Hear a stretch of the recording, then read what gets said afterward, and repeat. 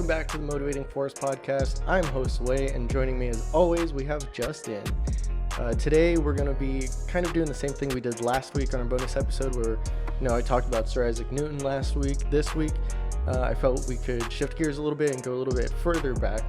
We haven't really talked about Stoicism or Stoics in general in a while, and I figured this, what better time than now. So I chose a philosopher that we had back then known as Chrysippus, and I wanted to dive into his life a little bit, his accomplishments, and kind of relate the things that, some of the quotes that we still have around from him, and kind of relating them to real life scenarios and, our life that we live now. So to begin, we have this man that was born in 279 BC. He grew up in Soli, Cilicia, which is southeast modern-day Europe, and he moved to Athens at a fairly young age and quickly became a growing name in philosophy. Mentored under the philosopher Cleanthes at the Stoic school that was established at the time, and as he grew older, he studied under Arcelius and Lycides, and plenty of other Stoic philosophers that were around at that time. So from the get-go, Chrysippus was interested in deciphering and constructing philosophical arguments, and upon doing this, he quickly grew a reputation as both confident and self-reliant. And instead of wanting to continue sitting in front of his teachers, how boring that is, he wanted to be given all the information needed so he can go on and work out his answers on his own. Now, that goes to show that when you have people that are able to think for themselves, it can go a long way. Because not only would he think for himself, he would like to, decipher all these problems and philosophical theories and, kind of break them apart, construct a solution for them, and find meaning to the answers that people give out the problems for. And especially when it comes to times like now where, school's always going to be a struggle. That's when kids are at peak hormone levels, so they don't want to sit in front of their teachers. But what's key to that is not to just throw them a computer and say, listen, you can be on Zoom and do whatever while you're sitting in front of this person talking. You really don't even have to sit in front of these people anymore, and that's something that kind of bothers me.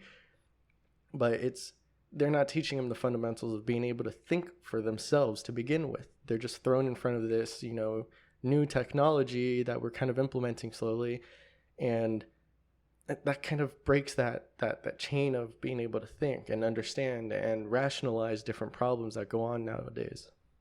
Well, that is the interesting point too, because we do see it a lot where, especially modern times, where a lot of kids that are struggling, and it's not because they're stupid or dumb, it's because they're able to think for themselves and they don't need the lesson explained to them, because that's what really the job of teaching is to do, is to be able to go in and explain the content that's there. Right. And then especially when you get into these subjects with like Chrysippus, where they're studying philosophy, not a whole lot of it is really set in stone information. And he was able to realize that right away, where he was like, look, I don't need any more explanations. Just go ahead and give me all the raw information. I'll just go through it myself. Yeah. And I'll come up with some conclusions for you guys. Yeah. And it's not even that he's a genius. It's not that he was born this, genius in his field. It was just something that all you have to do is put your brain towards it, put focus and energy into thinking about these problems and really breaking them down. I think that's what kind of the point of problem solving with like story problems and I think it's like math or something. They give you like a story, then you have to break it down. People, well, especially kids at that age, they struggle with that. But I think it stemmed from the way that they're given the information. If they try different ways to give out that information, different streams of information, instead of just putting it down on paper, try different techniques with them, they might be able to understand the problem to then break it down and give you an actual solution. Because I do know that people, especially kids, they have that free flowing imagination. They're able to think for themselves. It's just that we put these, borders and put them in this box that they need to follow these guidelines and the way that the school system's structured, that it's really, stopping them from being able to think outside the box. Yeah, it's creating that almost like standardized level of intelligence. And a lot of it too comes with the like, I guess, what would you call that? Being able to evaluate the teachers, So why are they going to make these kids go out there and think for themselves when they know that on the ACTs or whatever tests they're going to be taking, like, okay, the question is going to be, what's 3 apples plus 2 apples equal? How many apples do you have? So they're going to just teach, well, if you have 3 grapes and 2 grapes, how many grapes do you have? Yeah. Because they know that's going to ensure the child's able to just vomit out the same information that they've taken in, right? Instead of being able to kind of, use some intellect there and come up with the ideas of, well, how does addition work in the first place? Yeah, there was something that I was listening to the most recent Jerry podcast with Neil deGrasse Tyson, and he was talking about how he is as an educator. He doesn't see himself as a teacher. He sees himself as an educator, and he does try out these different techniques of getting people to retain information and how that really is beneficial to how people, retain it and how they grasp it and how they, keep it in their knowledge base for the long run. But, back to Chrysippus, because I'm not going to dive down into education right now, but around 230 BC, his mentor died and Chrysippus succeeded him as the 3rd head of the school. During his time in this position, he underwent the stress of having the academy, which was another group of scholars, another group of philosophers at the time, and he also had different religions attack him for the broader works of other Stoics and also the works that he put out. So what did he do? He went on to formalize the Stoic doctrines, and in other words, to make the doctrines legal instead of just pieces of paper with squigglies on them. Because remember, at the time, these are just kind of people joining in little groups, and they're philosophizing. They're thinking outside of the box. And when you have things like the religion structures at the time, they're kind of the ones that dictate how everybody has to think or the way that they have to live their life. So when you have these opposing groups of people that want to think for the masses, they're doing it individually, but they're trying to think for the betterment of humanity. They're going to be attacked. So it goes to show that this guy Chrysippus, he was a pivotal point for philosophy as we know it today, and being able to formalize and make these doctrines legal that people can then read instead of having their works burned at the stake or whatever. And among that, he used the works of Zeno, who we talked about before, who and his former mentor Cleanthes, and to put together what we have today to be known as the basis of Stoicism.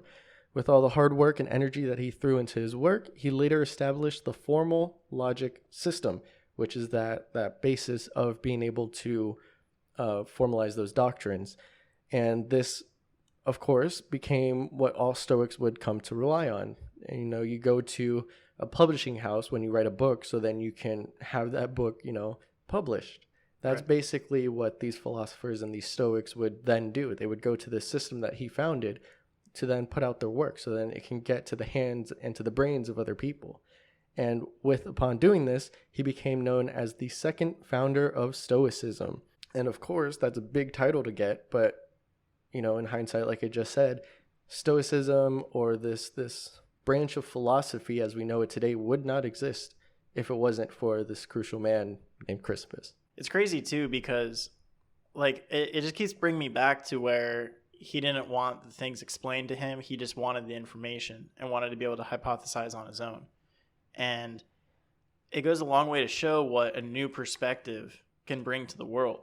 So instead of just being able to, vomit back the same words that were preached to him to make him the same level of Stoic, the same mindset of Stoic that all the other philosophers and Stoics were at the time, he went on his own to kind of be able to create a new perspective. And then that new perspective became very valid and very groundbreaking and ended up almost, in this case, what seems like revolutionizing the way that the philosophers went about their information. Yeah, and it's not even that he was selfish and he wanted all of his works to be out there. It's that he got that concept. He understood what great power comes in being able to think for yourself. And that's why he made it so then other philosophers, other Stoics, people that he didn't even know could then go to that system that he founded to then put out their work, because he did realize the importance of being able to think for yourself. Now, talking about you a little bit, I know we've preached before the importance of writing in such great detail and how that can be very beneficial. We've talked about that in plenty of episodes, and how it could shape and improve the person you want to become. But back to Chrysippus a little bit, he would dedicate so much time to writing that according to his peers and other philosophers, he wouldn't write less than 500 lines a day. That's a lot, especially when you're not typing, you're writing that. Imagine the carpal tunnel that he got. But it ultimately led to him creating over 700 works in his lifetime and was generally accepted as the premier philosophical authority. Now, I have to put a little disclaimer. A lot of those works have been lost to us. Remember, this is BC. This is 230 BC. And all of those works, it was kind of like there was no digital network to store that. There was no bank to really keep all that information. And all of the information that I'm receiving comes from, writings of his peers or people that followed him that spoke about the greatness that he led, spoke about the things that he's founded. So it goes to show that sometimes when you do put out this great work, I said it about Sir Isaac Newton, that even if you think that it's not going to be affecting the world the way that you want it to affect the world right now, it will still trickle down and affect the people that are yet to come, and it might hit them a different way, that they start, expanding on your ideas, on your works that you've put out in general. So just don't get discouraged that, you're really not going to have that effect on the world. We're not going to get discouraged that, the subscribers or whatever that we don't have right now, because we know that, one day, even if it hits one person and then they become the next Elon Musk or whatever it is, that's all we hope to get in the world, right? Yeah, that's all that matters. And then, like I said earlier, that he was attacked from all these different groups. His work was constantly criticized because he was what we can say now as the master at playing devil's advocate. That is something we've also discussed in detail on how it's very important to, attack both sides of the argument. And he would elaborate, like I said, both sides of an argument before making a solid answer on paper. So this goes to show that not only writing a lot, but changing your perspectives to see the full picture can help you refrain from looking like an idiot and fully cementing your ideal and your logic on a two-way street facing oncoming traffic. See, so here's the beautiful thing about that, and this is what's kind of written in between the lines there, because being like a writer myself, right, it's my strongest point that I think I have, and they tell you hey, listen, when you get writer's block, go write 500 words and plan on just getting rid of it.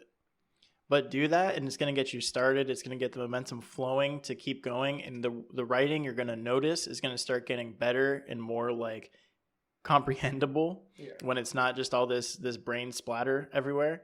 And then go back, delete, and then start fresh. And then you're going to start making some points after that. And they tell you that's how to kind of progress with your writing. And here you can kind of see where he's doing 500 lines a day.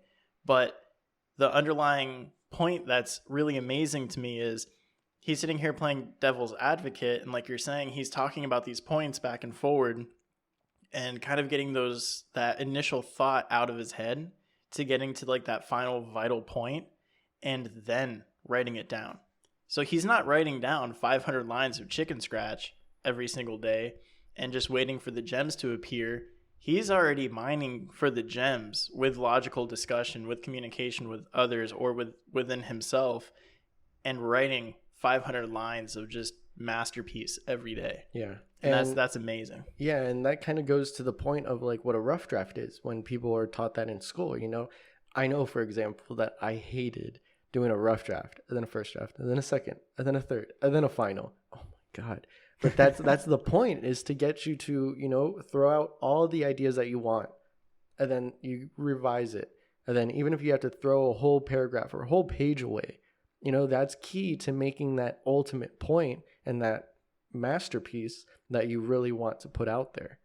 And that's kind of It's the main point of analyzing your writing, and it helps you improve as a person and as somebody who puts works of art into the world. And see, I think that's kind of funny that you mentioned that, because I was the kind that was like too stubborn to completely like get rid of a paragraph or be like, this is like an abundance of information or recurring information or something, so I'm going to throw it away. And I'd be like too lazy to throw it away to get my word count back up, that I would actually spend more time sitting there and just trying to reevaluate and restructure the paragraph or the sentences that needed to be done to form like the better essay to get towards that final draft. And it's funny all the time, because my wife would tell me when I was sitting there and writing out my essays and stuff, and she's like, it's fine, man. It's one essay. It's one paper. You're going to get a grade on it. You're never going to remember this topic again. Yeah. And it's like, no, but I want to do this. I want to get this like set in stone, Yeah, not to color out, but that's kind of like the problem that I'm saying. Because that was my mindset. I'm saying, like, from experience. Yeah. Well, I know it's a lot of people. It's not calling her out. It's Yeah. it's the general way that people feel about writing that don't have a passion for it. Exactly. And now this next point, I got it from a website known as The Daily Stoic. He also has a podcast, social media, all that. Great guy. It says, Chrysippus, like many Stoics, believed that the world was deterministic. In other words, all things in our lives are predetermined and are responses to factors out of our control. However, Chrysippus still believed in personal freedom and the importance of developing an individual understanding of the world. And, you can take a step away from thinking of it as writing, but going back to how he was a free thinker and he would analyze a full problem, analyze a conversation, and really play both sides of it. People might think that you're, split personality right now if you're sitting there in front of them going, you know what, maybe it's this one. No, but then this is the problem with that. And then, you're kind of talking to yourself out loud. But it's things that you sound like Smeagol, right? Yeah, like keep the ring. Smeagol Get and rid of the Golem. ring. Keep the ring. My precious. Yeah. But no, it's something that you work on. It's a skill that you learn to have when you are put into these, social areas. You get to see people and talk to them in person again. And it's a vital thing that we need as human beings to be able to communicate better. And if we're just stuck in front of a screen and watching a 10-second TikTok and then going off to the next one that's completely different, we're losing that skill of being able to think for ourselves and really analyze problems that are being thrown our way. Yeah, I mean, thinking for yourself is so vital, and maybe it's something that I've kind of grown to undervalue with trying to write as much as possible, because it's something that I try to exercise every time I go to write. And with that, it is so important because, and like you're saying nowadays with like modern age technology and whatnot, and we sit there and we watch these videos, and it's like people spend hours to create the perfect 30-second clip that they want to publish out there. And you're going to watch it and you're going to go, nah. Yeah. Or maybe, you might give it a like. You might give it that double tap and scroll, and like it's on to the next thing. And for a lot of people, especially a lot of the consumers out there, the non-creators that are going through all this, and they don't realize that, and they're like, oh, this is a 30-second video, it took them 30 seconds to make, and you just keep going on from there. And it's like, oh, maybe okay, some people might think a little further and be like, oh, he had an idea, spent a couple minutes on it, created the video, done, it was good, it was well thought out. And it's like, no, you don't realize how much work really goes into these things. And it's almost kind of concreting this false idea in your head that a lot of these things in life are just like, oh, well, that just spawned from like a wild idea or crazy idea, and you're just able to produce off of that idea. And it's like there's so much time and effort that has to go into these things, and every minute of that time and effort for an idea comes off of critical thinking and being able to rationalize, think for yourself, play the devil's advocate. There's so many key elements and skills that are needed to really bring an idea into the world. Right. And more people need to understand that and appreciate the beauty of that, and focus on that type of growth within themselves to be able to get out there and create these critical things that could potentially be world altering. Yeah. And, I know you mentioned crazy idea a bunch in there, and I'm going to be giving a crazy idea after I start, with some of the quotes that he's that have lived on and have made its way to 2021, where we can look them up. And some of his quotes, I'm going to begin with one that says, "There could be no justice unless there was also injustice, no courage unless there were cowardice, no truth unless there were falsehood." Right? So when I read that, the crazy idea popped into my head that I was listening to another podcast, Your Mom's House, and two comedians, they kind of throw wild things out there into the world. And one of them was kind of based in truth, right? The wife was talking about how she, unpopular opinion here, don't kill me on this, but the whole beauty standard that we have now, everyone's beautiful, every shape, size, whatever, that everybody's beautiful now, right? But then that leads to, what is beauty, right? There's no real baseline for being able to determine what true beauty is. Now, I'm not saying it has to be aesthetic. I'm not saying that your appearance outward is what makes you beautiful. But I'm saying the truth that comes out of that is that you need a baseline for something for there to then be growth, for then there to be excellence. And like he said, there can be no justice unless there were also injustice. So you need balance in life. And I just kind of wanted to, talk about that a little bit, because it is playing devil's advocate. It is showing you that you have to think outside of the box before everything is just one way. I mean, that is a good point, because we do, as ironic as it is, because like what we talked about Monday with everything being so center focused on negativity, and we kind of jump through the hurdles and we skip that middle ground of balance. Because for some reason, like we're saying a lot lately, it has been a lot of irrational extremism on either end of the spectrum on any possible issue. And there can be a point where you're going to have extreme positivity, and that's not going to be good, because, and like we're saying there, if you don't have that balance, right, and you're just going to have this extreme positivity, like, no, everybody's beautiful in their own way. Now you start to lose sight of, well, what is beauty? What's the value in what you're calling beautiful? Right. And then that goes on, again, if that rubs people the wrong way, then don't talk about the appearance. Talk about, well, everybody's smart in their own way. Exactly. And then it's like, well, okay, but now what's the baseline for smart? And it's just, you can really get into these really bad ideologies by just having this extreme level of positivity towards everything. And you need to understand there is a balance there. There is going to be a threshold. And that gives you a foundation to work off of. Exactly, and that foundation is key. And then, like we were talking about on Monday as well, the second quote, "Wise people are in want of nothing and yet need many things. On the other hand, nothing is needed by fools, for they do not understand how to use anything, but are in want of everything." So this one seems pretty straightforward, like we were talking about Monday, about changing the perspective of gratitude, right? Or your attitude of gratitude. Because wise people are in want of nothing, to the quote again, right? We appreciate the things that we do have. Sure, there are things that we need. Sure, there are things that we want. But we understand that what we have is precious, what we have is valuable. And then fools are not in need of anything, for they have whatever, because they want everything, right? The want is where it's key. And they're not appreciating what they do have. Yeah. You seem to like this one. I like this one a lot. Because what comes to my mind with that really is like, that is actually a perspective issue, because the needs and the wants of the wise and of the foolish are two different things. Correct. So he's not talking about needs like water and food, and the other one needs water and food. So that's really key critical there of, it's the perspective shift, because it's like you don't want anything, but you need it. Because if you think about like, oh, I want that new car, then all you have is the desire for it.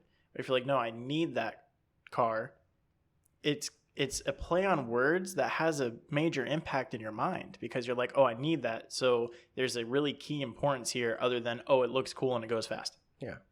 Or, oh, it's bigger and it's more protective for my kids. Or being foolish in the fact that you're not appreciating the car that you already have, or the means of transportation that you do have, or the other things in your life that are going to be affected in your efforts to get that need. Yeah. The new car or whatever it is, like that's going to hold you back from appreciating the other things in your life. And that's why they're foolish. Yeah. Third quote, I myself think that the wise man meddles little or not at all in affairs and does his own things.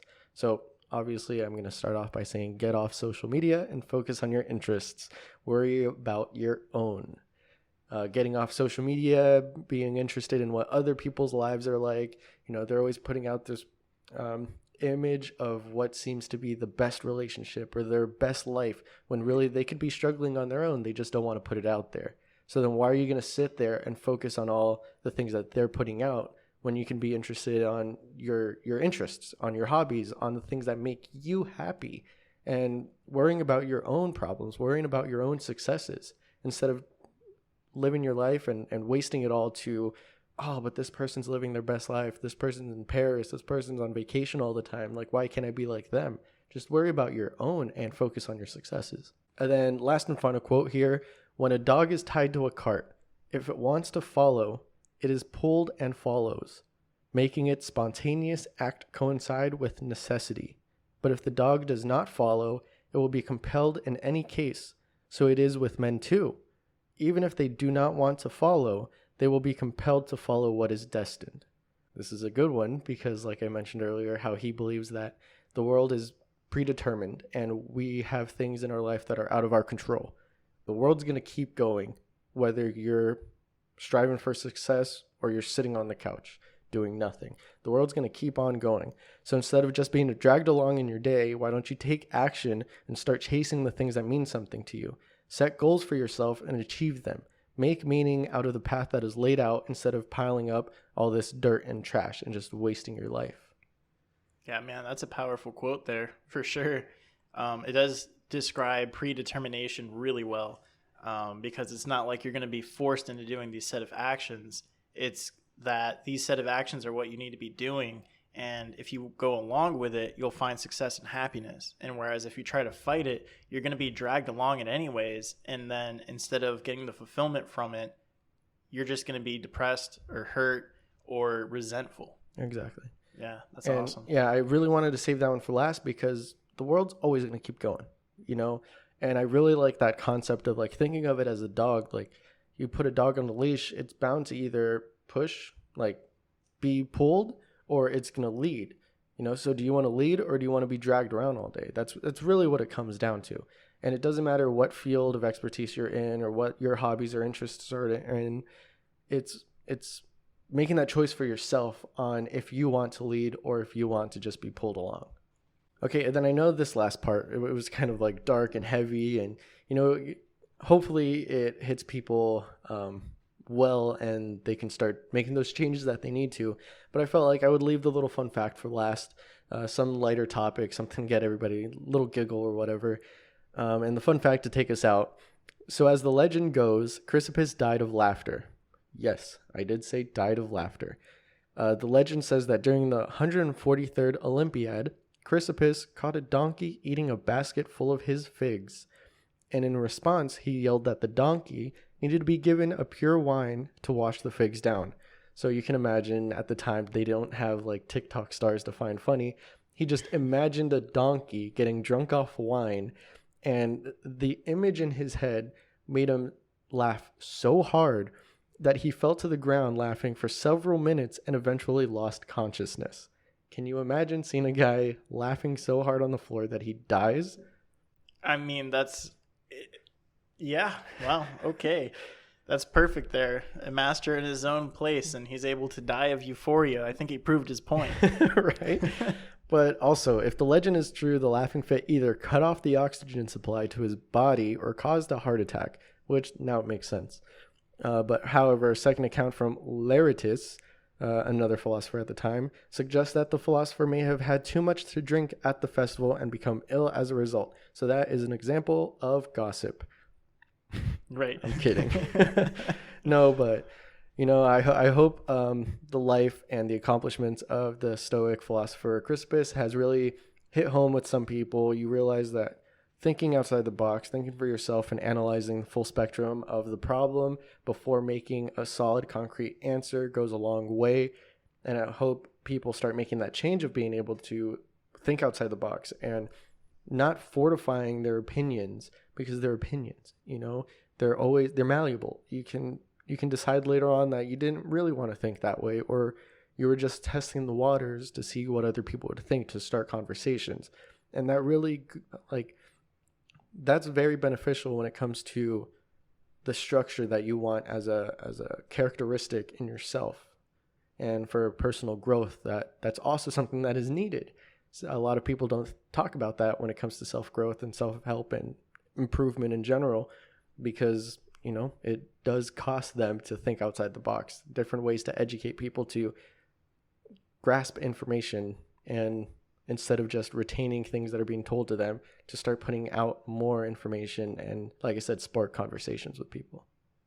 Yeah, it's great, man. I mean, what a great philosopher to pick for today's subject. You know, very interesting life story there, as well as some really great quotes, some really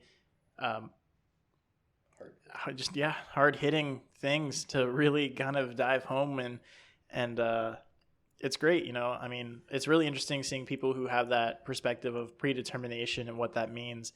And he really does spell it out a lot in his writings. So people with an interest in that, you know, if you look up a lot of Chrysippus's work that is still out there, you will find it interesting, and you will gain a new perspective in life. And, you know, I mean, I know we're no stranger to getting new perspectives in life, and we love sharing that with everybody all the time. And if you guys appreciate what we do here, you know, one way you can show us that is by just subscribing, liking the video, drop a comment down below. Do you really believe somebody can die of laughter? I want to know. Let me know your opinion.